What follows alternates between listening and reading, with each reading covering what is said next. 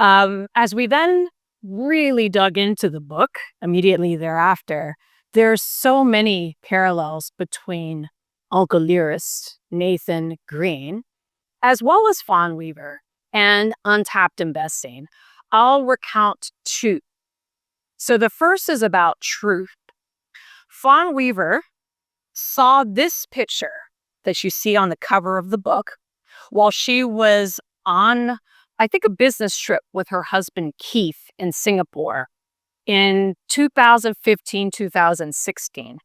This picture, circa 1904. And the full picture is all white men. And in the center, the very center of this picture is a Black man. And so it was an article about the legacy of Jack Daniels, but she knew from looking at that picture that there was something special about the man in the middle. And so she decided to make that her purpose and passion and to find out the truth, and then was able to debunk what had become kind of urban myth, that this was yet another story where innovation from a Black entrepreneur was stolen. No, they had a loving relationship, a friendly relationship. And he actually, Nathan Green, actually helped Jack Daniels. He was his first master distiller. So that truth is very similar to us. Why did we found Untapped investing? We came about a truth, a hidden truth for us as well, that less than 2% of VC dollars go to women founders in the US, and 0.48% of VC dollars go to Black founders in the US. And that too became our purpose and passion and mission, to unearth or untap exponential growth from the underrepresented.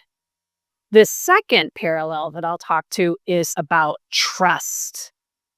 The book in and of itself is a love story. How do you have love without trust? When Fawn and Keith first went to Lynchburg, Tennessee to learn more, discover who is this man in this photo, they went to the library to do some investigation. And there was a woman who walked in, a white woman, who was speaking to the librarian, and they had a little bit of a whisper. And so she heard that here's two Black folks going to do, again, some kind of blog or story, some clickbait story. And she got really mad. So she marched over to Fawn and Keith and, was a bit aggressive. But Fawn immediately told her, I'm not trying to disparage Jack Daniels' legacy. I think there's something special here, and I want to tell the truth. From that point on, Judy said, I'm going to help you. And before leaving that library, she whispered to Fawn, you know that farm that Nathan Green and Jack Daniel first were making whiskey, that farm is for sale. And so it was the very next day that Fawn and Keith went to visit the Call farm, and that's where the Uncle Nearest distillery is today. So trust also underlines us. We reached out to an amazing founder when we were first getting started who had a pretty negative experience, experiencing bias through the diligence process with various investors. So much so, she said, I want to withdraw. But I knew that that was a really great idea, and I could see the resilience in her. We reached back out to her before we even came up with Untapped. And we formed a relationship.